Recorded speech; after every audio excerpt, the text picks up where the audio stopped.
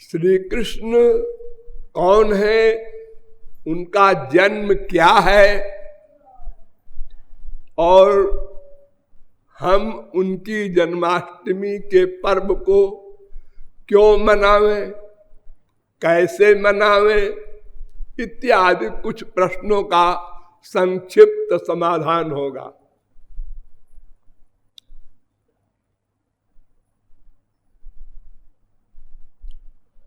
मुझसे कुछ लोगों ने कहा है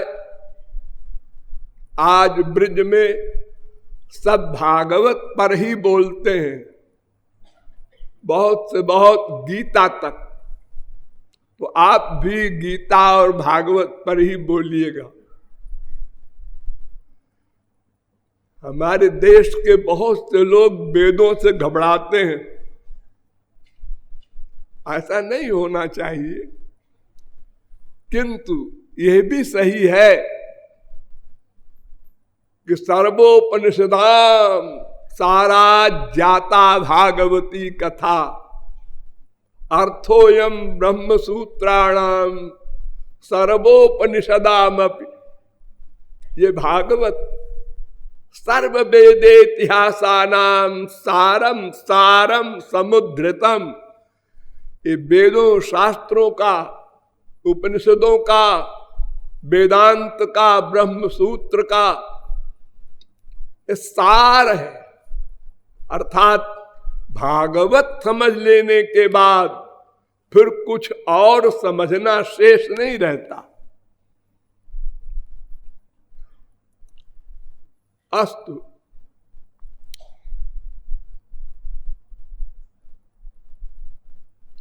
पांच 5000 वर्ष पुरानी बात है। पृथ्वी गौ का रूप धारण करके ब्रह्मा के पास गई।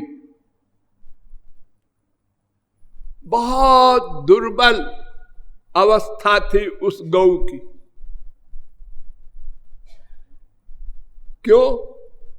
उस समय इस पृथ्वी पर जो शासन करने वाले राजा लोग थे वो सब राक्षस थे, अधर्मी थे, पापात्मा थे। इससे दुखी होकर पृथ्वी गई। ये संसार ब्रह्मा से बना है, वैसे तो भगवान ही संसार के सृष्टा हैं। यतो वायुमानि भूतानि जायन्ते येन जातानि जीवन, वेद आ गया। जिससे ये संसार उत्पन्न होता है और जिसमें संसार स्थित है और जिसमें संसार का लय होगा, उसी को भगवान कहते हैं, श्री कृष्ण कहते हैं। किंतु श्री कृष्ण से ब्रह्मा प्रकट हुआ और ब्रह्मा से सृष्टि प्रकट हुई, इसलिए विधाता ब्रह्मा यानी सृष्टा ब्रह्मा को कहा जाता है। तो पृथ्वी की गति ब्रह्मा तक है। ब्रह्मा से कहा ऐसा ऐसा हो रहा है पृथ्वी पर और आपकी सृष्टि है, आप कुछ कीजिए। ब्रह्मा ने कहा भाई ये इतनी बड़ी बड़ी बात हो रही है इस समय, सीरियस, ऐसे राक्षस हैं जिनको हम मार नहीं सकते, हमारी शक्ति इतनी नहीं है। अब तो सुप्रीम पावर के पास जाकर ही इस समस्या हल होगी, भगवान श्री कृष्ण के पास। तो शंकर जी को भी बुलाया, नारद को, इंद्र को, सब बड़ी बड़ी पर्सनैलिटियों इकट्ठा हुई और भगवान के क्षीर सागर के पास पहुंचे ये लोग और वहां संकीर्तन किया, भगवान के गुणों का गान, नाम का गान। सहस्र शीर्षा पुरुषा सहस्राक्षा सहस्रपात सभूमिग्वम सर्वतः दशांगुलम उरुख एवेदग्वम सर्वम इत्यादि वेद मंत्रों के द्वारा भगवान की स्तुति की। इसे पुरुष सूक्त कहते हैं। भगवान प्रकट तो हुए नहीं, तो ब्रह्मा समाधि में चले गए और भीतर जाकर भगवान की स्तुति अंतरंग रूप से की। तब उनको आकाशवाणी सुनाई दी ब्रह्मा को, वसुदेव गृहे साक्षात भगवान पुरुष परः जनिष्यते तत्प्रियार्थम संभवन्तु सुरस्त्रियः। भागवत 10वें स्कंद के पहले अध्याय का 23वां श्लोक। आकाशवाणी में कहा गया, तुम लोग जिस लिए आए हो उसे मैं पहले से जानता हूं। भगवान तो सर्वव्यापक है, आप लोग जानते ही हैं। हमारे इंडिया के तो गधे भी जानते हैं। प्रभु व्यापक सर्वत्र समाना, समान रूप से व्याप्त है भगवान सर्वत्र, समान रूप से। मंदिर में बड़े भगवान नहीं है, चारों धाम में बड़े भगवान नहीं है। आपके गुसल खाने में, लेट्रिन में जो भगवान है वही भगवान गोलोक में है। तो सर्वव्यापक है। एक परमाणु ऐसा नहीं जहां भगवान न व्याप्त हो। और इसकी परीक्षा किया हिरण्यकशिपु ने कि तेरा भगवान सर्वव्यापक है, तू कहता है? प्रहलाद ने कहा हां, चैलेंज करता हूं मैं। उसने खंभे में मारा गदा, घूसा भी मारा, खंभा गिरा, टूटा और उसी में से नृसिंह भगवान प्रकट हो गए। वो राक्षस का घर था, भगवान वहां भी रहते हैं। भगवान सर्वत्र रहते हैं।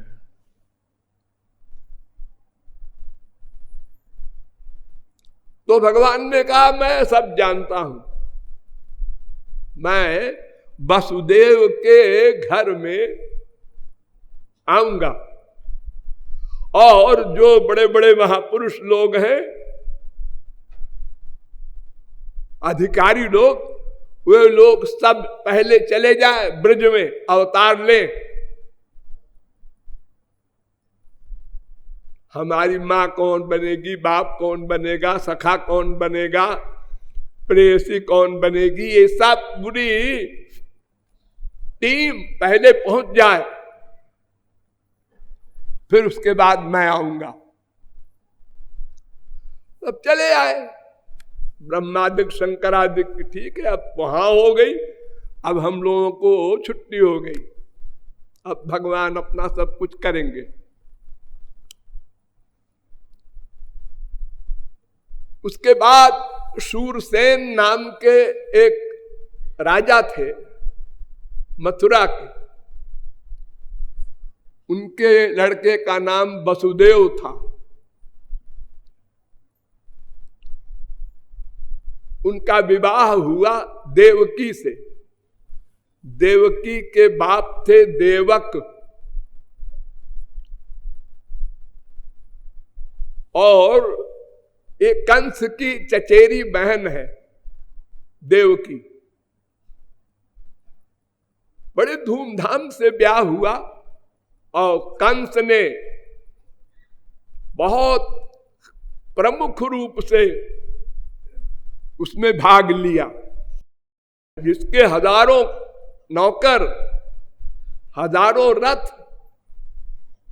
वो विदाई के समय कंस स्वयं रथ की रस्सी को पकड़कर घोड़ों को हाँकने लगा। स्वयं कंस कि हमारी बहन विदा हो रही है, उसको खुशी होगी कि हमारे भैया स्वयं रथ हाँक रहे हैं। ये हजारों नौकर चाकर जिनके बड़े बड़े हैं राक्षस। उसी समय आकाशवाणी हुई। ये दूसरी आकाशवाणी है। एक आकाशवाणी हुई ब्रह्मा की समाधि में, दूसरी आकाशवाणी हुई, ऐ मूर्ख, तू जिस बहन को विदा कर रहा है, जिसका रथ हाँक रहा है, इसी से उत्पन्न हुआ 8वां पुत्र तेरा काल बनेगा, तुझे मार डालेगा। उसने रथ रोक दिया। हाँ, ये मेरी बहन है? क्या आठवां क्या, मैं इसे ही समाप्त कर देता हूं। ना रहे बांस न बजे बांसुरी। तलवार उठाया मारने को, वसुदेव ने हाथ पकड़ लिया। अरे भाई, इसको क्यों मारते हैं आप? आपको देवकी से तो कोई भय नहीं। आकाशवाणी कह रही है इससे उत्पन्न हुआ 8वां पुत्र। देखो, ये विवाह का अवसर है, खुशी का समय है, और तुम्हारी बहन है भोली भाली, इसके वध करना तुम्हारा बड़ा अपयश होगा। इतिहास में तुम बदनाम हो जाओगे। मैं कुछ नहीं जानता, बदनाम हो जाऊं, कुछ हो जाऊं। जब इससे पैदा हुआ बच्चा मेरा काल है, तो फिर मैं कैसे छोड़ूंगा इसको? अच्छा सुनो, शांति से, इससे जो बच्चा पैदा होगा वो मैं आपको समर्पित कर दिया करूंगा। अरे बच्चा ही से तो खतरा है, ये आकाशवाणी कह रही है, तो मैं प्रत्येक बच्चा आपको समर्पित कर दूंगा। 8वां की कौन कहे, पहले से लेके 8वां तक। कंस ने सोचा बात तो ठीक है, अपने बदनामी भी नहीं होगी इतिहास में, और ये वसुदेव तो बड़े जबान के पक्के हैं, हमको मालूम है। तो उसने कहा ठीक है, मान गया और छोड़ दिया। तलवार को कमान में रख लिया। फिर आगे बारात चली। बहुत बड़े आदमी थे देवकी के बाप। उन्होंने 400 हाथी दिए विदाई में, दहेज 400, और प्रत्येक हाथी के ऊपर से नीचे तक सोने के हार सब झूलते थे, लटकते रहते थे। ऐसे 400 हाथी, 15,000 घोड़े, बड़े बड़े घोड़े, 1800 रथ घोड़ों से युक्त, और 200 नौकरानियां देवकी के लिए। बहुत धूमधाम से विदाई हुई और देवकी चली गई। और कंस भी आ गया। ने कहा ठीक है, जब संतान होगी तब ये हमको दे देंगे, हम मार देंगे उसको, बात खत्म। पहली संतान हुई, कीर्तिमान नाम का पुत्र हुआ। 8 में 8वां खतरनाक है, लेकिन कंस ने कहा पता नहीं 8वां माने क्या है, उधर से 8वां है कि इधर से, इसलिए सबको मार देना चाहिए। कीर्तिमान पहला, सुषेण दूसरा, भद्रसेन तीसरा, रिजु चौथा, संवर्धन पांचवा, भद्र छठवां, बलराम सातवां, श्री कृष्ण आठवां। ये 8 पुत्र हुए थे। तो पहले पुत्र कीर्तिमान को लेकर के और कंस के सामने चले गए वसुदेव। कंस को बड़ी खुशी हुई, हम तो जानते थे ये महापुरुष है, ये एक झूठ नहीं बोलेगा, अपनी बात का पक्का है, प्राण जाए बरु बचन न जाई।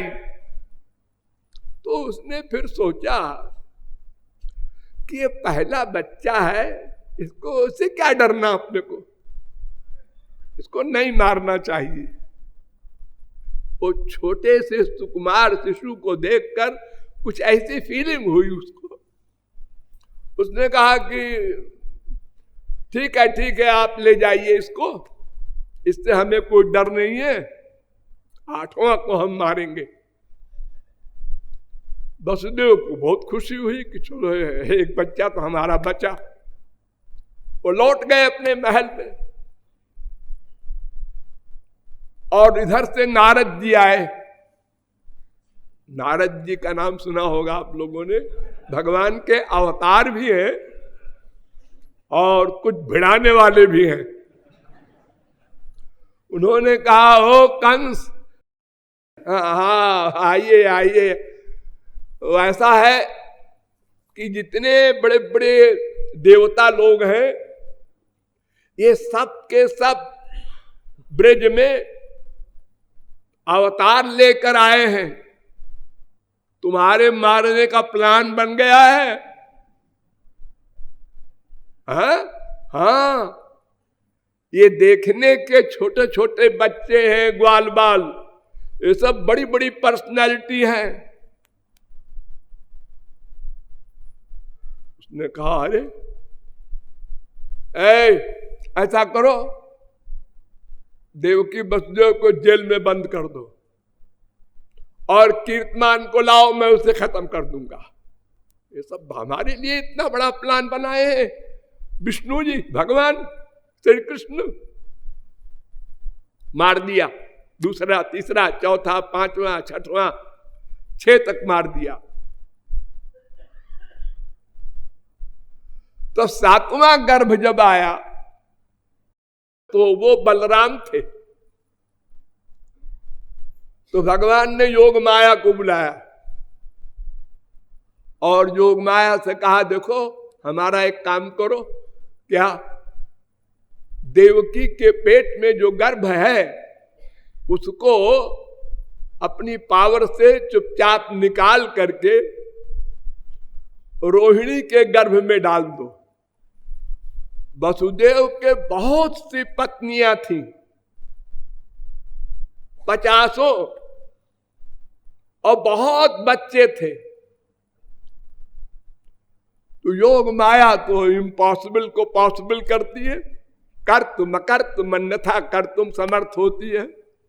जो चाहे करे, जो चाहे न करे, जो चाहे उल्टा कर दे। तो योग माया ने देवकी के भीतर से गर्भ को निकाल कर, यानी उस पावर को, बलराम को निकाल कर रोहिणी के पेट में डाल दिया। कोई नहीं जानता। लोगों ने यह समझा कि ये गर्भ नष्ट हो गया, बात खत्म हो गई। अब इसके बाद श्री कृष्ण ने अपना पाठ शुरू किया। अब श्री कृष्ण तो दिव्य चिन्मय स्वयं ब्रह्म है, उनका शरीर भी वही है। जैसे आप दो हैं, एक आप जीवात्मा, एक आपका ये शरीर, ऐसे ही महापुरुष भी होते हैं। एक महापुरुष की महात्मा, महान आत्मा, और एक उनका शरीर, गोलोक में भी। लेकिन भगवान का ऐसा नहीं होता, भगवान ही शरीर बन जाते हैं, भगवान का शरीर नहीं होता। देखते हैं लोग ये भगवान का शरीर है अवतार काल में, लेकिन ऐसा नहीं है। तो भगवान पहले वसुदेव के मन में प्रविष्ट हुए। मन में भगवान अपि विश्वात्मा भक्तानाम भयंकरा आविवेशांश भागेन मन आनक दुंदुभे। मन में भगवान चले गए। मन में जब बैठ गए तो बड़ा आश्चर्यजनक तेज वसुदेव के। तो पहरेदारों ने कंस से कहा कि अब की बार तो पता नहीं क्या कैसा लग रहा है वसुदेव का शरीर। कंस ने कहा हाँ, मैं समझ गया, वो आ गया है मेरा काल। 10वें स्कंद के दूसरे अध्याय का 16वां श्लोक।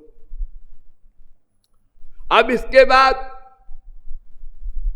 गर्भे च वायुना पूर्णे निर्लिप्तो भगवान स्वयं हृत्पद्म कोशे देवक्या अधिष्ठानम चकार। वेद व्यास कह रहे कि वसुदेव के मन से फिर देवकी के मन में चले गए। मन में गए, पेट में नहीं। हृत पद्म कोशे, हृदय में, और वहां बैठकर जैसे आजकल ऑटोमेटिक मशीनें होती हैं और स्विच को दबाया और ये हो गया और वो हो गया, जैसे कोई चीज बनती है। मैं एक बार गया था बहुत साल पहले, ये बिस्कुट कैसे बनता है देखने के लिए। यहाँ आटा डाला, यहाँ अपने आप मिला, वहां ऐसा हुआ, वहां ऐसा हुआ और बन के तैयार हो गया। तो ठाकुर जी अंतःकरण में बैठकर और गर्भ का जो जो लक्षण होता है वो सब करने लगे। मां को ये फीलिंग हो मेरे पेट में बच्चा आ गया। 1 महीने 2 महीने में सबको हो जाती है फीलिंग, संसार में भी। और जैसे जैसे लक्षण होते हैं गर्भ में माताओं के, वो सब लक्षण भी होते गए और पेट में हवा थी, कुछ भी था नहीं, केवल हवा। जैसे आप हवा भरे ब्लड प्रेशर लेते समय या फुटबॉल में, ऐसे ही पेट बढ़ता गया। सब देख रहे हैं, नौकर चाकर भी, हाँ अब ये होने वाला है। और जब ये अवस्था हो गई तब ब्रह्मा शंकर बड़े बड़े महापुरुष नारदादिक ये सब जेल में पहुंचे स्तुति करने के लिए, वेलकम करें। अब वो आएंगे बाहर तो हम लोगों की ड्यूटी है। तो स्तुति करते समय ब्रह्मादिकों ने कहा सत्वोपपन्नानि सुखावहानि सताम भद्राणि मुहुखलानाम। हे श्री कृष्ण, आपका शरीर तो दिव्य चिन्मय आप स्वरूप है। विशुद्ध सत्व होता है एक, और एक अशुद्ध सत्व होता है। 2 प्रकार के सत्व होते हैं। तो भगवान का जो पर्सनल स्वरूप है वो विशुद्ध सत्व का है, और जो अशुद्ध सत्व है वो माया का होता है। 3 गुण होते हैं ना, सत्व रज तम।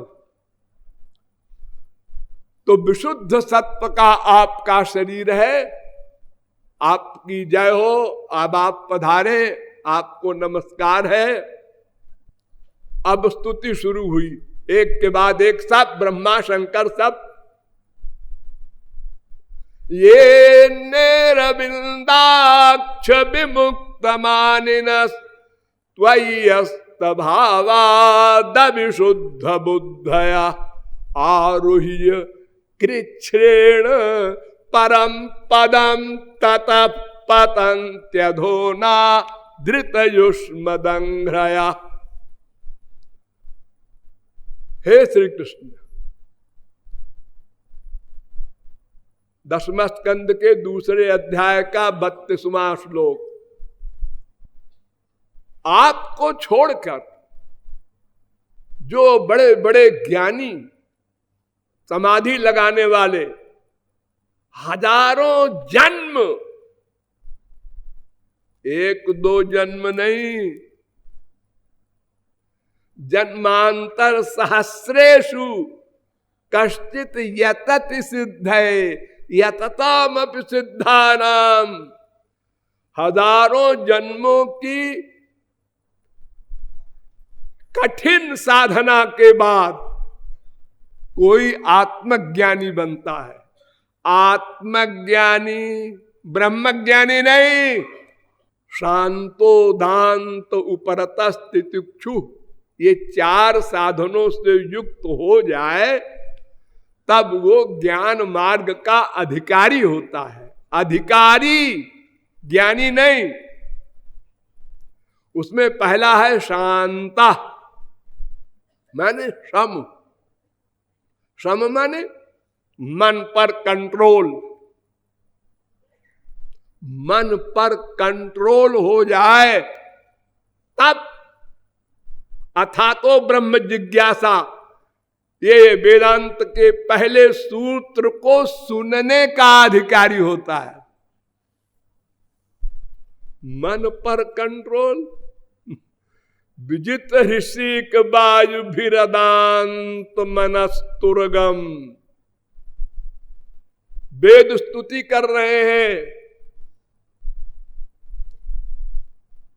कि बिना गुरु की शरणागति के और श्री कृष्ण भक्ति के किसी का भी मन पर कंट्रोल नहीं हो सकता, असंभव। इंद्रियों पर कंट्रोल हो जाएगा। जो बड़े तपस्वी हैं, विश्वामित्र वगैरह, लेकिन मन पर कंट्रोल नहीं होगा और माया भी नहीं जाएगी और ब्रह्म ज्ञान भी नहीं होगा। विश्वामित्र बहुत बड़े प्रख्यात तपस्वी थे, नया स्वर्ग बना देते थे। त्रिशंकु का झगड़ा एक बार चला, ऐसे ही त्रिशंकु को जीवित अवस्था में स्वर्ग भेज दिया। तो उधर से वशिष्ठ ने पावर फेंका तो नीचे आया, फिर विश्वामित्र ने ऊपर फेंका तो बीच में अटक गया हो। तो अब विश्वामित्र ने कहा ठीक है वहीं रहो, मैं स्वर्ग बना देता हूं तुम्हारे लिए। नया स्वर्ग बना दिया। इतनी पावर। लेकिन वही विश्वामित्र वशिष्ठ के दुश्मन थे, भीतर से दुश्मनी थी और बार बार युद्ध करते थे, हार जाते थे। क्योंकि विश्वामित्र क्षत्रिय थे और वशिष्ठ ब्राह्मण थे और कहते थे ब्रह्म तेजो बलम बलम, काश कि मैं भी ब्राह्मण होता। मैं हार जाता हूं बार बार, तो अब छुप करके इसका गला काटना चाहिए। देखो इतना बड़ा तपस्वी जो नया स्वर्ग बना दे, उसमें इतनी बड़ी दुर्भावना, इतना बड़ा क्रोध, इतना बड़ा द्वेष कि फरसा लेकर वशिष्ठ के आश्रम के पीछे छुप के बैठ गए कि जब ये सो जाए तो इनको समाप्त कर दे। सोचिए क्या हाल है इनके मन का। उसी समय अचानक बाई चांस वशिष्ठ की स्त्री अरुंधति, उसने पूछा, पतिदेव इस समय संसार में सबसे बड़ा तपस्वी कौन है? आप तो सर्वज्ञ हैं, जानते हैं। उन्होंने कहा सबसे बड़ा तपस्वी तो विश्वामित्र है, लेकिन वो भक्ति रहित है, इसलिए माया का आधिपत्य है, बार बार मुझसे द्वेष करता है। ये सुन लिया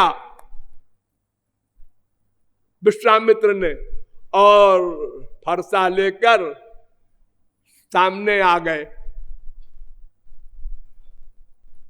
वशिष्ठ ने कहा, हाँ इस समय तुम रात को 12 बजे और फरसा हाथ में? हाँ, मैं आपको मारने आया था। क्यों? बार बार हार जाता था तो मैंने कहा आपका मर्डर कर दूं। और तुम सच बोले, इससे मुझे बहुत खुशी हुई। जाओ तुम ब्रह्मर्षि हो जाओ। राजर्षि माने क्षत्रिय और ब्रह्मर्षि माने ब्राह्मण, यानी उसी जन्म में एक एग्जाम्पल है हमारे हिंदू धर्म में, जो उसी जन्म में ब्राह्मण हो गया।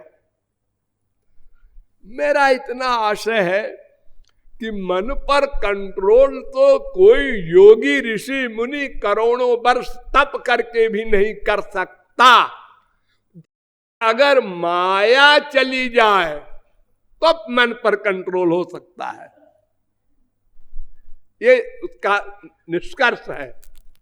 और माया कब जाएगी? तो दैवी हेषा गुणमयी मम माया दुरत्यया मामेव ये प्रपद्यन्ते माया मेताम तरन्ति ते। गीता, जो मेरी शरण में ही आएगा उसी की माया जाएगी। मेरी भक्ति करेगा उसी की माया जाएगी, और कोई तरकीब नहीं काम करेगी। केवल एव शब्द का प्रयोग है। येषां स एव भगवान दयये धनंत सर्वात्मनाश्रित पदो यदि निर्व्यलीकम ते दुस्तरा मति तरंति च देव माया।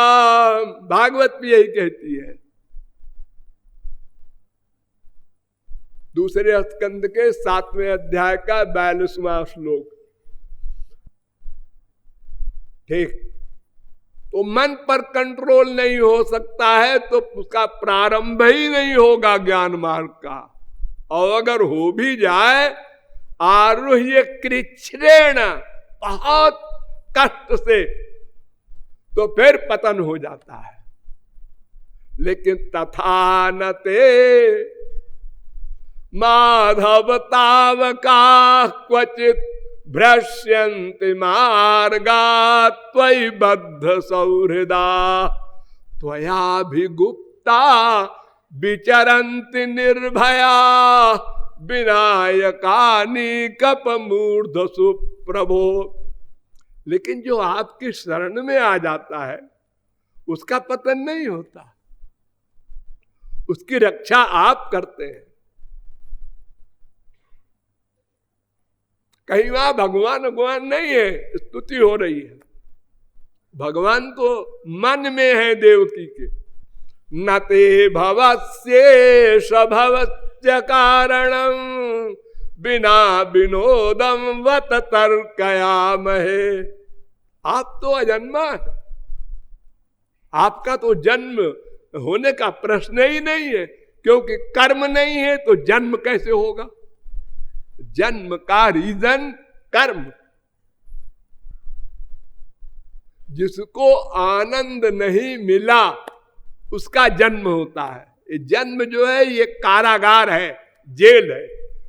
84 लाख योनियों का भगवान का ये जेल है, कारागार है। इसमें अपराधी आते हैं, दंड भोगते हैं। पुण्य न पुंडल, ठीक है। तो इस प्रकार इस कारागार में भगवान क्यों आवे? उनको तो आनंद स्वरूप है, आनंदो ब्रह्मेत है। बार बार वेद आता है, आनंद स्वरूप भगवान का जन्म का प्रश्न ही नहीं है। अच्छा, उनका जन्म होते ही नहीं, नहीं तो आज है। तो क्यों जी? भगवान ने गीता में कहा, बहूनि में व्यतीतानि जन्मानि तव चार्जुन तान्य हम वेद सर्वाणि न तम वेत्थ परंतप। चौथे अध्याय का 5वां श्लोक गीता। अर्जुन, मेरे भी अनंत जन्म बीत चुके, तेरे भी अनंत जन्म बीत चुके। अनंत, मैं अपने अनंत जन्मों को भी जानता हूं, तेरे अनंत जन्मों को भी जानता हूं, लेकिन न तुम वेत्थ परंतप। तू अपने जन्म को ही नहीं जानता, हमारे जन्म को क्या जानेगा? ये भगवान कह रहे हैं मेरा जन्म अनंत हो चुका, आप कहते हैं जन्म नहीं होता।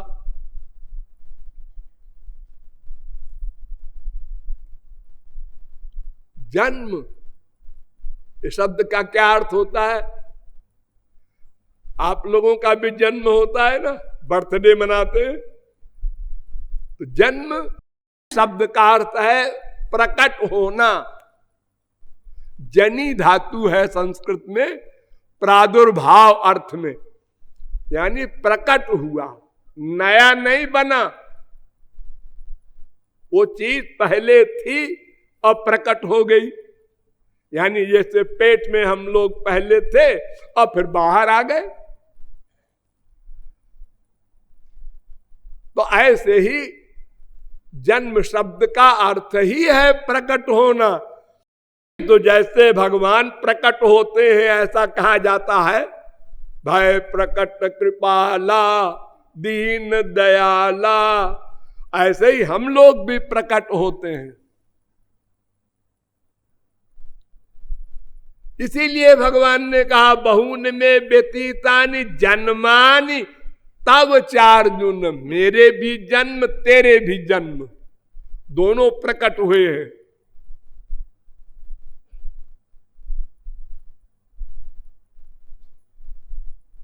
और अगर भगवान का जन्म आप मान लेते हैं तो जातस्य ही ध्रुवो मृत्युर्ध्रुवम जन्म मृतस्य च, दूसरे अध्याय का 27वां श्लोक गीता। जिसका जन्म होता है उसकी मृत्यु होती है, तो श्री कृष्ण की मृत्यु भी हुई होगी ना? मृत्यु नहीं हुई, वो तो अंतर्धान हो गए थे। लोकाभिरामाम स्वतनुम धारणा ध्यान मंगलाम योग धारणया ज्ञेया दग्ध्वा धामा विषत्वकम। 11वें स्कंद के 31वें अध्याय का 6वां श्लोक। भगवान अंतर्धान हो गए 4 भुजा से। सौदामन्या यथाकाशे, जैसे आकाश में बिजली चमकती है बादलों के बीच में और कोई समझ नहीं पाता कहां गई ये चमक करके, ऐसे ही गतिर न लक्ष्यते मर्त्य। सब खड़े थे ब्रह्मादिक और कोई नहीं समझ सके कहां गए, किधर गए, दिखाई नहीं पड़े किसी को। 11वें स्कंद के 31वें अध्याय का 9वां श्लोक। तो भगवान की मृत्यु का सवाल ही नहीं है। और जन्म है, हाँ जन्म है, ये इम्पॉसिबल। अरे हम लोगों का जन्म होता है तो मृत्यु होती है कंपलसरी, और भगवान ही तो कह रहे हैं जातस्य ही ध्रुवो मृत्यु। तब भगवान ने कहा कि जन्मानि में व्यतीतानि, जितने बीते हैं ये जन्म कर्म च में दिव्यमेवं जो वेत्ति तत्पतः। अर्जुन, मेरा जन्म दिव्य है और कर्म भी दिव्य है।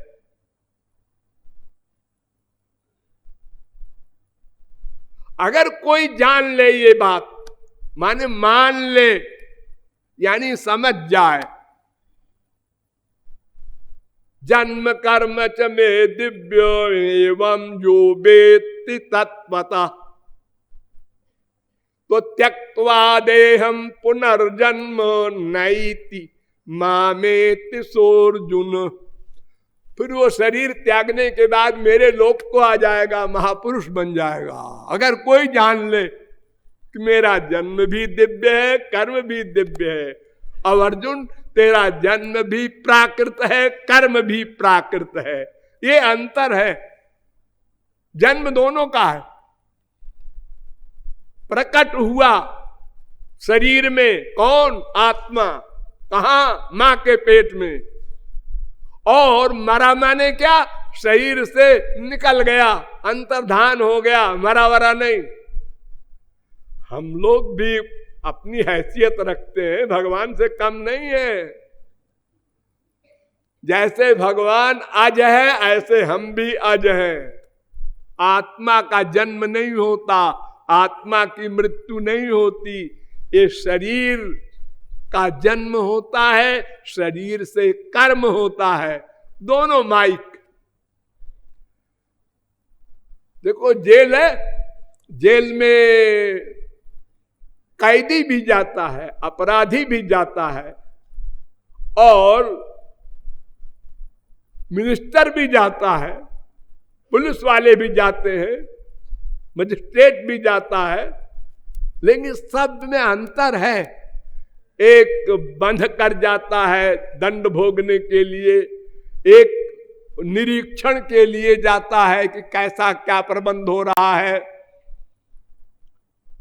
तो उसी प्रकार ये संसार जो भगवान का कारागार है, इसमें भगवान भी आते हैं और महापुरुष भी आते हैं और कैदी भी आते हैं, सब आते हैं इस संसार में।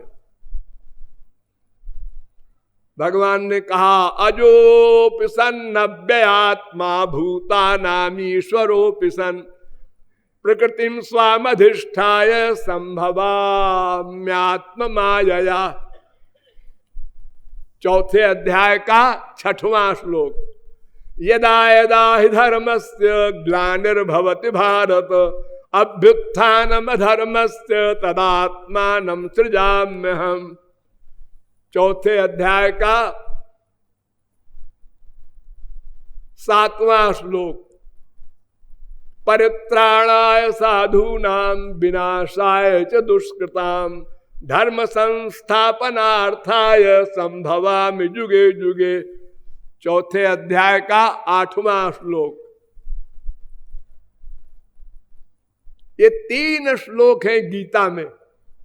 भगवान का अवतार क्यों होता है, जन्म क्यों होता है, इसके लिए। और तीनों श्लोकों का जो सेंस है वो ये है कि राक्षसों को मारने के लिए, अधर्म को समाप्त करने के लिए और धर्म की स्थापना के लिए भगवान का अवतार होता है। हाँ, साधारण लोग मानते हैं, बात ठीक है, बड़े बड़े राक्षस थे, रावणादिक, शिशुपाल, दंत वक्त्र, कुंभकर्ण, तमाम जब विश्व में भयंकर, जो किसी के द्वारा मारे नहीं जा सकते थे, उनके लिए भगवान आते हैं, ठीक है, लेकिन ठीक ज्यादा नहीं है। कृपालु की राय में ये तो भगवान ने बहकाया है हम लोगों को, इसलिए मैं अवतार लेता हूं। क्यों? अरे जो सबके हृदय में बैठा है और सर्वशक्तिमान है, उसको किसी का बेटा बनना, फिर बड़ा होना और फिर पैदल जाना लंका तक मारने के लिए ये बात तो 0/100, 1% भी समझ में नहीं बैठती। अरे वो सबके हृदय में रहता है, वहीं पर चाबी घुमा दे, रावण हो जाए 0/100। न मारना है, न पीटना है, न हथियार चलाना है। जब अनंत कोटि ब्रह्मांड संकल्प से समाप्त हो जाता है, सुप्तंचास्ति महाप्रलय यस्यैक निश्वसित कालमथावलंब्य जीवन्ति लोम बिलजा जगदंडनाथा। श्वास को रोका, अनंत ब्रह्मांड का प्रलय, मुस्कुराए, संसार बन गया। उसको इन तुच्छ राक्षसों के मारने के लिए किसी का बेटा बनना पड़े, और फिर धीरे धीरे बड़े हो 18-20 साल के, और फिर चले पैदल लंका तक, फिर बानरों की हेल्प मांगे, आओ भैया बचाओ। ये बात कुछ जमती नहीं। भगवान ने कहा था, पिशाचान दानवान यक्षान पृथिव्याम चैव राक्षसान अंगुल्यग्रेण तान हन्यामिच्छन।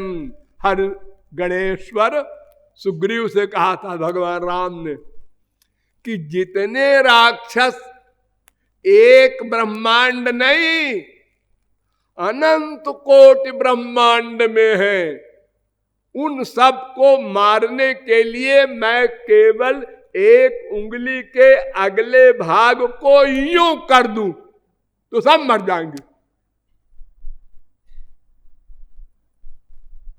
और रामायण में तो आप लोग पढ़ते ही हैं, जगमह सखा निशाचर जेते लक्ष्मण हनहि निमिष महते ते।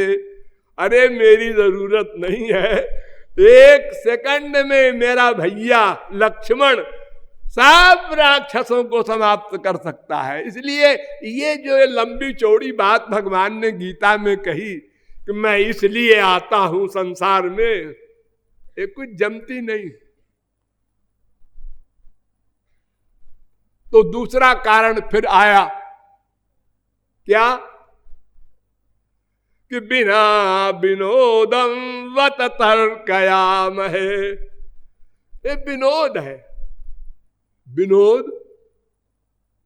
विनोद माने एंजॉयमेंट। क्यों जी, ऐसा कैसा विनोद?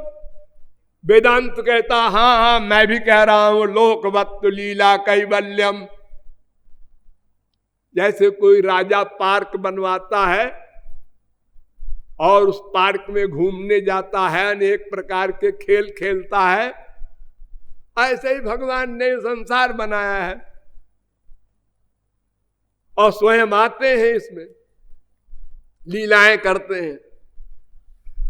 हाँ जी ये तो ठीक है, लेकिन ये भी बात जमती नहीं कृपालु के मस्तिष्क में। क्यों? इसलिए कि राजा तो माइक है, उसको टेंशन होता है। आजकल एक शब्द चला है ना, टेंशन, डिप्रेशन। क्योंकि तमाम काम करना है, कोई पब्लिक खिलाफ हो रही है, कहीं घरे में अपने बीवी खिलाफ है, बाप खिलाफ है, तो टेंशन को मिटाने के लिए चलो पार्क में घूम आए। आजकल क्लब जाते हैं लोग, कहीं कोई पिक्चर जाता है।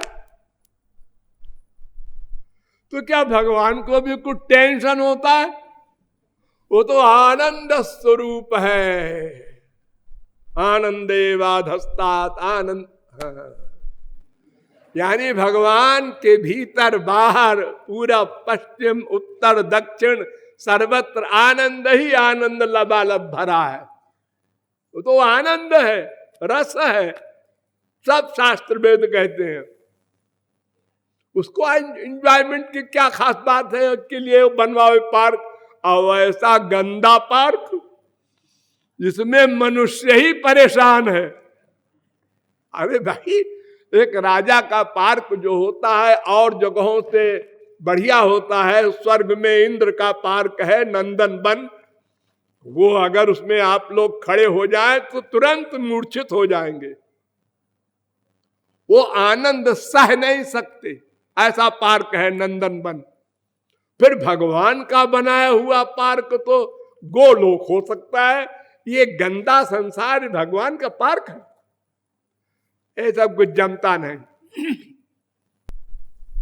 फिर क्या कारण है? एक कारण बताया कुंती ने, हाँ इंपॉर्टेंट है वो। तथा परमहंसानां मुनीनाम अमलात्मनां भक्ति योग विधानार्थम कथम पश्येमहि स्त्रिया। परमहंसों को श्री परमहंस बनाने के लिए भगवान का अवतार होता है। श्री माने जो परमहंस नीरस है, आत्मज्ञानी है, उनको ब्रह्म ज्ञान देने के लिए, ब्रह्मानंद देने के लिए, प्रेमानंद देने के लिए भगवान का अवतार होता है।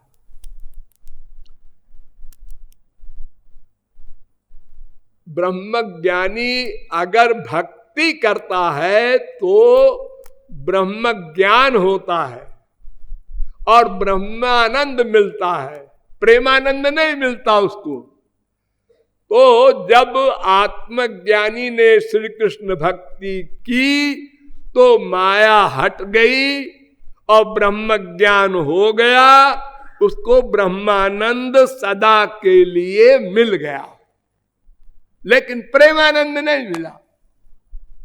और जब भगवान का अवतार हुआ और भगवान को एक दृष्टि से देखा, ओ चिल्ला पड़ा, माया तपांथा पाथि भीमरथ्या। एक परमहंस जा रहा था मस्ती में और श्री कृष्ण सामने खड़े हो गए। छोटे से श्री कृष्ण, नंगे, छोटे बच्चे नंगे घूमते हैं ना, कमर पर हाथ रखकर खड़े होकर एक बार देखा तो परमहंस की हालत खराब हो गई, ब्रह्मानंद समाप्त हो गया और चिल्ला पड़ा, ए राहगीरो इधर से मत आना, लौट जाओ। तो जो राहगीर पथिक थे उन्होंने कहा, ये बाबा का दिमाग खराब है, ये क्यों कहता है इधर से मत आओ, क्या है खतरा? छुराबाजी है, गोली चल रही है, क्या है? अरे अरे सामने देखो एक लड़का खड़ा है, उसने मेरे मरे हुए मन को जीवित कर दिया और मैं जो एक स्वराज्य अवस्था में था दास बना दिया। तो जब ब्रह्मानंदी का ये हाल कर दिया इस लड़के ने, तो तुम लोग तो रसगुल्ला नंदी हो, तुम्हारा क्या हाल होगा? बड़े बड़े परमहंस, सनकादिक परमहंस, जनकादिक परमहंस, सब के सब एक दृष्टि देखा, बस ये ब्रह्मानंद कोई बाहर की चीज नहीं है, ये श्री कृष्ण का ही आनंद है। लेकिन ये श्री कृष्ण के तीन रूप होते हैं। वदन्ति तत्तत्त्वविदस् तत्त्वं यज्ञान मद्वयम् ब्रह्मेति परमात्मेति भगवानिति शब्दते। प्रथम स्कंद के दूसरे अध्याय का 11वां श्लोक। भगवान के तीन स्वरूप, अभिन्न स्वरूप, एक ब्रह्म, एक परमात्मा, एक भगवान।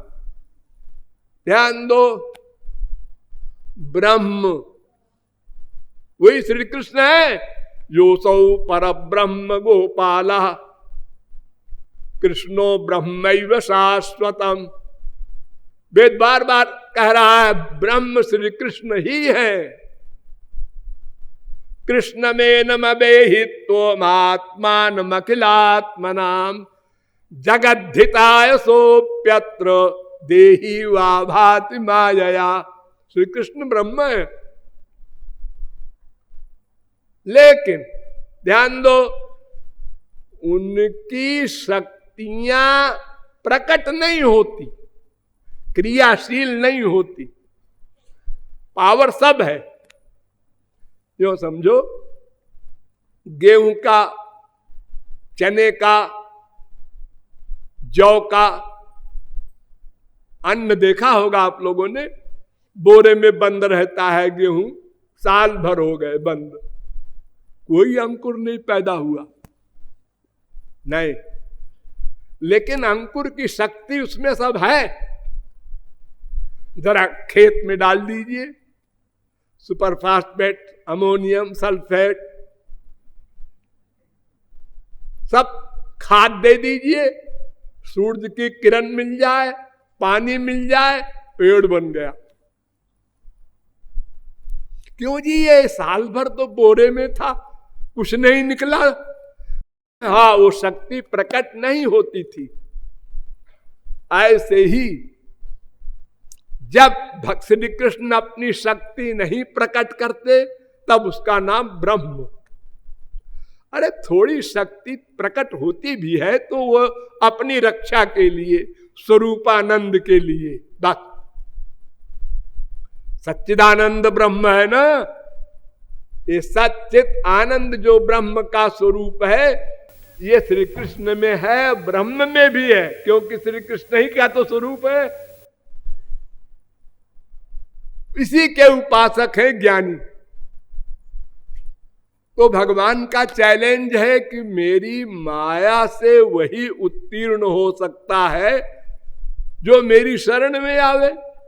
मामेव जे प्रपद्यन्ते माया मेताम तरन्ति ते।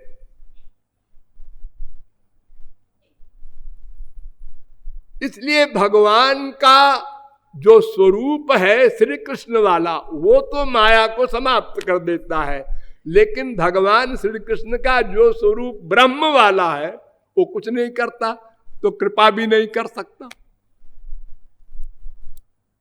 और उसकी भक्ति भी नहीं हो सकती।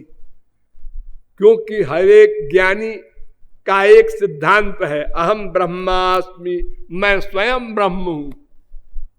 तो ब्रह्म की भक्ति कैसे करेगा वो? तो ब्रह्म कुछ नहीं करता, उदासीन स्तब्ध सतत मगुण संगरहितो भवांस्तातः कातः परमिह भवे जीवन गति अकस्मादस्माकं यदि न कुरुषे स्नेह मथ तत्स्वीयांतर विमल जठरेस्मिन पुनरपि। जगत गुरु शंकराचार्य कह रहे हैं, हे मेरे ब्रह्म, तुम कुछ करते तो हो नहीं, तुम्हारे में न कोई गुण है, न कोई कर्म है, न कोई तुम्हारी इच्छा है, न तुम्हारा कोई नाम है, न तुम्हारा कोई रूप है, तो तुम कृपा तो कर नहीं सकते हमारे ऊपर। तो मेरे हृदय में आके बैठ तो जाओ।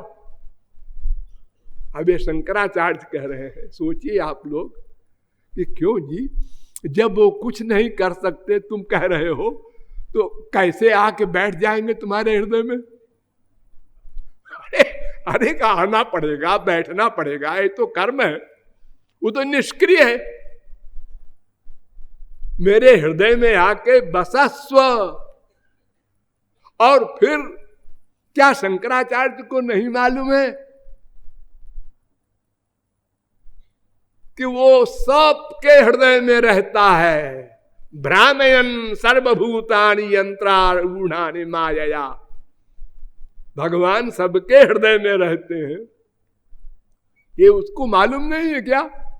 एकस्तयो खादति पिप्पलान्न मन्यो निरन्नो पिबले न भूयात। भागवत कह रही है वो हमारे हृदय में रहता है, जहां हम हैं वहीं उसी हृदय में।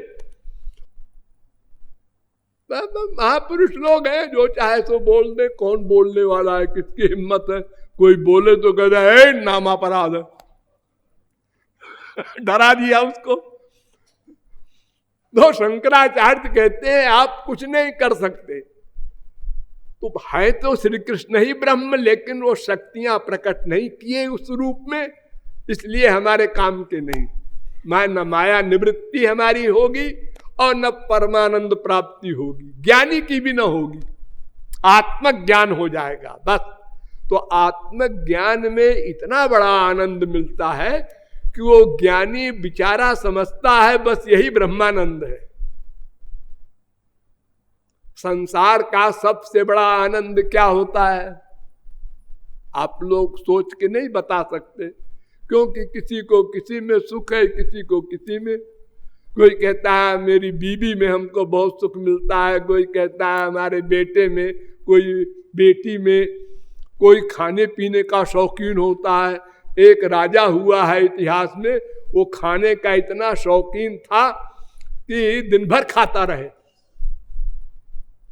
यानी खाया और उल्टी कर दिया, और फिर खाया फिर उल्टी कर दिया। तो ऐसे हर एक को अलग अलग ढंग की बीमारी है। अधिक बलवान एक है तो सब बीमारियां, लेकिन बलवान एक बीमारी होती है। कोई पैसे के पीछे बस दीवाना है, बीवी भाड़ में जाए, उसका बीमा कराया, मार दिया उसको। सबकी अलग अलग बातें हैं, लेकिन इन सब चीजों से बड़ा सुख एक और होता है जो आपको हमेशा मिलता है डेली। वो कौन सा सुख है? जब आप सोने जाते हैं और तकिया पर सिर रखा, हाथ पैर सब अजीब ढंग से उल्टा सीधा नेचुरल जिसे कहते हैं किया, आंख बंद किया, सो जाऊं सो जाऊं सो जाऊं सो। ये जब आप जागृत अवस्था से स्वप्न अवस्था में प्रवेश करते हैं, उस समय आपको सबसे बड़ा सुख मिला। बगल में माँ लेटी है, बाप लेटा है, बीबी लेटी है, भाड़ में जाओ, सबसे बड़ा सुख। और फिर सपना न देखे उसके आगे, और गहरी नींद में ही सोते रहे। जब जागे, क्या बढ़िया आनंद मिला, आज सुख महमत स्वापसम, बड़े आनंद से सोए, मिला कुछ सुख मिला। ये भगवान का सावरण आलिंगन का सुख है, गहरी नींद। ये भगवान सबको देते हैं कि देखो ये मैं एक झलक दे रहा हूं तुमको सुख की। असली सुख क्या होगा, गणित लगा लो इसी से। हम लोग नहीं समझते।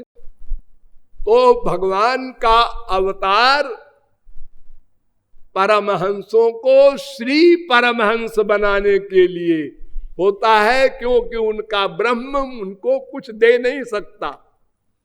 नंबर 2 परमात्मा है, ये सगुण साकार है, इसका आकार होता है, इसमें नाम भी है, रूप भी है, गुण भी है, लीला नहीं है, परिकर नहीं है, ये 2 चीज नहीं है, ये कमी है। यानी प्रकट नहीं किया भगवान ने अपने परमात्मा के रूप में। इस परमात्मा के 3 रूप होते हैं, कारणार्णवशायी, गर्भोदशायी, क्षीरोदशायी।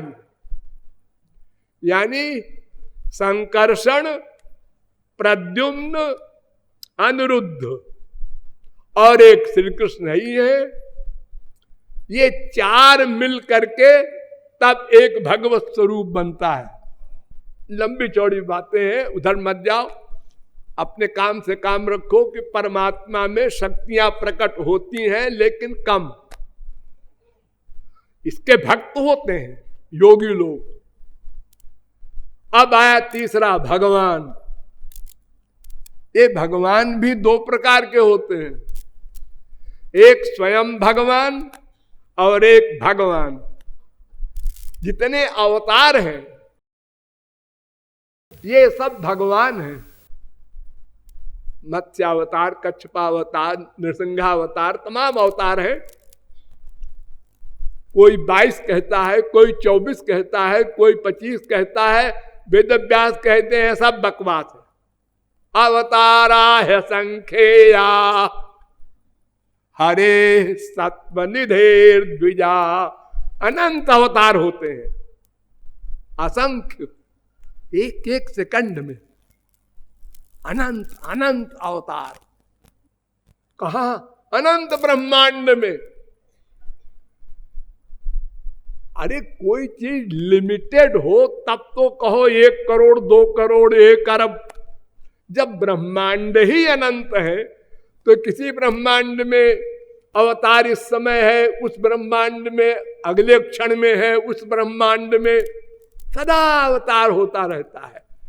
ये तो इस ब्रह्मांड में जो सबसे छोटा ब्रह्मांड है अपना 4 मुंह के ब्रह्मा का, इसमें 4 युग में ये अवतार गिनाए गए हैं 22-24, वरना अवतार तो असंख्य होते हैं। लेकिन ये श्री कृष्ण नहीं है, ये भगवान है, पुरुषावतार कहलाते हैं। एते चांस कला पुंस कृष्णस्तु भगवान स्वयं। श्री कृष्ण स्वयं भगवान है और ये सब भगवान है। स्वयं भगवान का अंश भगवान और स्वयं भगवान अंशी। एक कल्प में एक बार स्वयं भगवान आते हैं और हर एक युग में द्वापर के युगावतार होता है, उसको भी कृष्णावतार कहते हैं। अभी 5000 वर्ष पहले जो आए थे वो युगावतार नहीं थे, वो स्वयं भगवान थे। ब्रह्मा के एक दिन में एक बार आते हैं। 43,20,000 वर्ष का 4 युग, 71 बार 4 युग बीत जाए तो 1 मनवंतर, 14 मनवंतर बीत जाए तो 1 ब्रह्मा का दिन, उतनी बड़ी रात, उसको कल्प कहते हैं। उतने समय में 4 अरब 32 करोड़ वर्ष में एक बार स्वयं भगवान आते हैं। तो भगवान का अवतार परमहंसों को श्री परमहंस बनाने के लिए होता है। ये बात कुंती ने कहा, लेकिन कृपालु को भी ये बात जमती नहीं ठीक 100%। क्यों? इसलिए कि अगर परमहंसों को श्री परमहंस बनाने के लिए यानी प्रेम देने के लिए अवतार होता है तो इसके लिए किसी के बेटा बनने की जरूरत क्या? जो जो परमहंस हो उनके सामने खड़े होके देख दो, बात छुट्टी। इसके लिए तुम किसी के पुत्र बनो, फिर धीरे धीरे बड़े हो और उसको देखो परमहंस हैं कितने। अरे कहीं 2-4 होंगे सारे विश्व में, तो उनके सामने जाके खड़े हो जाओ वैसे 16 वर्ष के, उसमें क्या अंतर पड़ता। देवकी के सामने भी भगवान जब प्रकट हुए, तमद्भुतम बालकम अम्बुजे क्षणम चतुर्भुजम शंख गदार्जुदायुधम। वो पेट में तो बना नहीं शरीर, मन में बैठे थे। अब जब समय आया, 9 महीना पूरा हुआ, 10वें महीने में सामने 4 भुजा से प्रकट हो गए। शंख चक्र गदा पद्म लिए, ये चक्र लेकर प्रकट हुए पेट से। तो पेट का तो ऑपरेशन हो जाता। और ये 16 वर्ष के इतने बड़े भगवान पेट में कैसे आते? तो वो प्रकट हुए बाहर, लेकिन पेट खाली हो गया। पेट खाली हो गया, जैसे कोई हवा निकल जाए गुब्बारे की। और फिर जान लिया वसुदेव देवकी ने कि अरे अरे अरे, हमने जो पहले तप किया था, ये 3 जन्म हुए हैं वसुदेव देवकी के। पहले जन्म में कृष्णी और सुतपा इनके नाम थे, और इन दोनों ने 12,000 वर्ष तप किया था। ये हम लोगों का वर्ष नहीं, 6 महीने की दिन, 6 महीने की रात, ये देव वर्ष कहलाता है। इसके हिसाब से 12,000 वर्ष तप किया, यानी हमारे हिसाब से 43,20,000 वर्ष तप किया था कृष्णी और सुतपा ने। तो भगवान प्रकट हुए थे, तो उनके पुत्र बने थे कृष्ण गर्भ। फिर दूसरे जन्म में अदिति नाम पड़ा था इनका, और कश्यप, तो इनके पुत्र बने थे भगवान उपेंद्र, वामन। और तीसरे जन्म में ये वसुदेव देवकी बने। तो जब ये 4 भुजा से प्रकट हुए तो स्तुति किया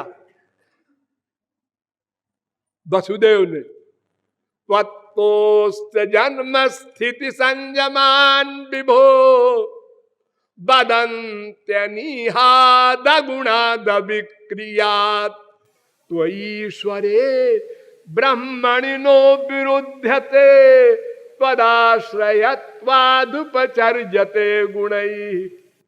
बड़ी लंबी व्याख्या है, संक्षेप में समझ लो। हे भगवान, आप में 2 विरोधी धर्म रहते हैं। आप निराकार भी हैं, साकार भी हैं, निर्गुण भी है, सगुण भी है, सविशेष भी है, निर्विशेष भी है, अकर्ता भी है, कर्ता भी है, भोक्ता भी है, योगी भी है, भोगी भी है, सबके भीतर भी है, गोलोक में भी तमाम प्रकार की जो विरोधाभास की बातें हो सकती हैं सब है। और देवकी ने भी स्तुति की, आपका ये स्वरूप तो निर्गुण, निर्विशेष, निराकार आदि भी है, लेकिन आप इस समय सगुण साकार रूप में प्रकट हुए हैं। लेकिन मैंने तो आपको बेटे के रूप में मांगा था, आप तो बाप बन के आ गए। अरे मैंने वर मांगा था कि हमारे आप सरीखा पुत्र हो, आप सरीखा। तो भगवान ने कहा मेरे सरीखा तो मैं ही हूं, मेरे सरीखा दूसरा कोई है ही नहीं। न तत्सम, भगवान के बराबर कोई नहीं होता, उससे बड़ा भी कोई नहीं हो सकता। न त्वत्समोस्तभ्यधिका कुतोन्य, गीता कहती है 11वें अध्याय का 43वां श्लोक, स्वयं त्वसाम्यातिशयस्त्रधीशा, भागवत यही कहती है, उसके बराबर भी कोई नहीं है, बड़ा क्या होगा। तो भगवान ने कहा मैं ही बन जाऊंगा तुम्हारा बेटा। तो फिर तुम ऐसे कैसे आए हो? अरे मैं इसलिए आया हूं मैया कि तुझको याद आ जाए कि हाँ इन्हीं भगवान से हमने वर मांगा था, हमारे बेटे बनो। तो अगर मैं इस रूप में ना आता, ऐसे ही बेटा बन जाता छोटा सा, तो तुमको डाउट होता ना कि ये पता नहीं कौन आ गया, भगवान ही है या और कोई है। तो इसलिए मैं पहले भगवान बन करके आया, तुमको मालूम हो गया, अब मैं बन जाऊंगा। तो पित्रो संपश्यतो सद्यो बभूव प्राकृत शिशु, माँ बाप सामने देखते हो रूप गायब और छोटे से बालक बन गए, छोटे से बालक मुस्कुराते हुए। हम लोग पैदा हुए तो रोते हुए, और भगवान छोटे से बच्चे बने मुस्कुराते हुए। हम लोग रोते हुए, पैदा होने में कष्ट होता है ना, तो रोए तो जिंदगी भर रोते ही रहे बस, और मुंह से बोलते रहे ऑल राइट। एक भी राइट नहीं है। हाँ, वो चाहे कोई हो विश्व में, अरे छोटे मोटे की क्या गिनती। सुरपतिर ब्राह्मण पदम याचते, स्वर्ग सम्राट इंद्र भी काम क्रोध लोभ मोह से ग्रस्त है, दुखी है, अशांत है, अतृप्त है, अपूर्ण है। संसार में कौन, इस मृत्युलोक में कौन सुखी हो सकता है भला?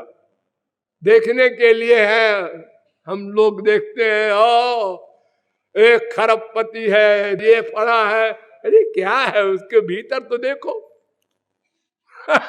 भीतर सुख दुख तो भीतर की बात है, वो बाहर की बात तो है नहीं, उसकी फीलिंग में आने वाली चीज है। तो भगवान छोटे से बालक बन गए। अब बालक बन जाने के बाद फिर क्या हुआ?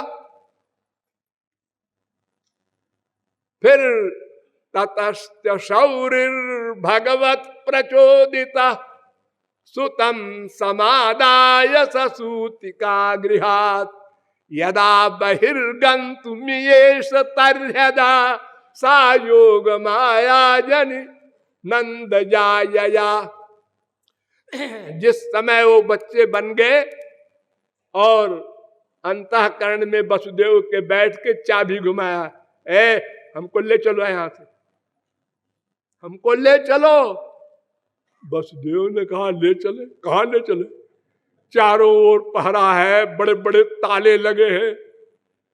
अरे ले चलो, मैं सब ठीक कर दूंगा। ठीक है, चलने लगे। हाँ, ताले खुल गए, गेट खुल गया, सब पहरेदार सो गए। हाँ ठीक है, अरे भगवान है तो हम पहले देख ही लिए थे। ठीक है। उसी समय, जिस समय लेकर चले श्री कृष्ण को, उसी समय नंद के यहां यशोदा ने लड़की को जन्म दिया। योग माया है वो, सा योग माया जनि, योग माया को उत्पन्न किया।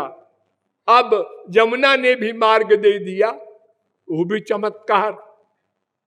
भादों की यमुना, बड़े बड़े तैराक की हिम्मत नहीं है पार करने की। और छोटे से ठाकुर जी को लेकर और पैदल चल रहे हैं वसुदेव जी, और सब हिसाब योग माया बना रही है। शेषनाग ऊपर से छाता बने हुए हैं, पानी बरस रहा था, तो ठाकुर जी छोटे से बच्चे के रूप में ठंड लग जाती उनको। और जब नंद के महल में पहुंचे, वहां भी सब सो गए, गेट वहां भी खुल गया। स्त्री के यहां जब किसी मां को बच्चा पैदा होता है तो बहुत प्राइवेट में, प्राइवेट कमरे में उसको रखते हैं।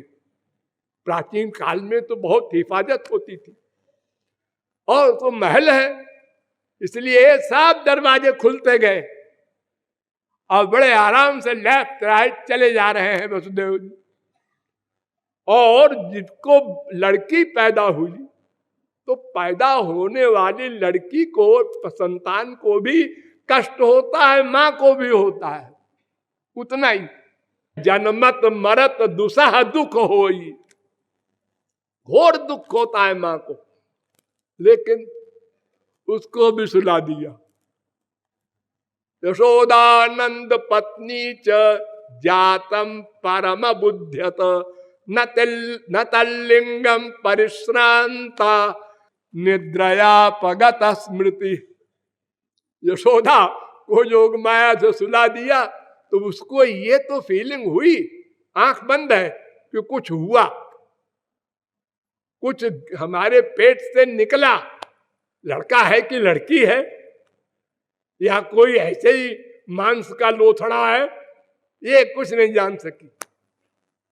तो उसी समय अपना काम कर लिया वसुदेव ने, उसको सुला दिया श्री कृष्ण को, और उसको लड़की को उठा लिया और बस लेफ्ट राइट चले आए। अब गेट सब बंद होते गए। जब चले गए जमुना के किनारे तो सब लोग जाग गए, सब ठीक है, हाँ सब ठीक है। और वहां भी पहुंचे मथुरा में, तो वहां भी जो सब गेट खुले हुए थे और सब पहरेदार सो रहे थे, जब अंदर घुसे तो सब जाग गए। क्यों भाई सब ठीक है, हाँ सब ठीक है। क्या ठीक है, सब चौपट हो गया। एक दूसरे से पूछ रहे हैं सब ठीक है। अब कंस का पार्ट आया। वो जब वहां पर योग माया पहुंची तो रोने लगी। एक्टिंग किया योग माया ने कि बच्चा पैदा हुआ है। रोने की आवाज आई, पहरेदार लोग भागे कंस के पास। सरकार हो गया, संतान हो गई, ये 8वीं है। हाँ तलवार लेके पहुंचा। अरे तलवार हटाओ, क्या करना, इतनी से तो बच्चा बच्ची होगा कोई। कंस पहुंचा और पकड़ा योग माया को, उसके पैर को, और घुमाया और चट्टान पर पटका, वो ऊपर उड़ गई। अदृश्यतानुजा विष्णु सायुधाष्ट भुजा महाभुजा। 8 हाथ और हर हाथ में हथियार, सब चक्र वगैरह योग माया के, और सामने प्रकट हो गई जेल में ही। और कंस ने देखा, अरे मूर्ख, मुझे क्या मारेगा तू, तेरे मारने वाला ब्रिज में प्रकट हो गया है, बता दे रही हूं मैं। और मैं ये चली, ये फिर आकाशवाणी हुई तीसरी बार, और अलक्षित हो गई योग माया। अब कंस, हाँ हमारे मारने वाला पैदा हो गया। गया मंत्रियों को बुलाया, उसने कहा मारो सबको, जितने भी बच्चे पैदा हुए हो सबको मार दो, उसी में कोई न कोई होगा हो। और उधर नंद के यहाँ उत्सव शुरू हो गया कि नंद के लड़का हुआ। यशोदा ने लड़की नहीं लड़का पैदा किया, ये खुशी मनाई जा रही। नंदस्त्वात्मज उत्पन्ने जाता ह्लादो महामना। नंद को बहुत अधिक खुशी हुई, हमारे बुढ़ापे में लड़का हुआ, और नंदोत्सव मनाया जाने लगा। तो भगवान का अवतार हो गया। ये भागवत के अनुसार मैंने आपको संक्षेप में बताया। वो अवतार जिसका शरीर भी दिव्य है और स्वयं दिव्य है, जिसकी परिभाषा शब्दों में नहीं की जा सकती, उन भगवान श्री कृष्ण के हम अंश हैं, दास हैं। उनकी भक्ति के द्वारा ही हमारा ये दुख समाप्त होगा और हमारा अलौकिक आनंद प्राप्त होगा। उस विषय में आप लोगों को बहुत बार बहुत कुछ समझाया गया है, आगे भी समझाया जाएगा। अब आप लोग भगवान को बुलाने का प्रावधान करें, रोकर उनको पुकारें।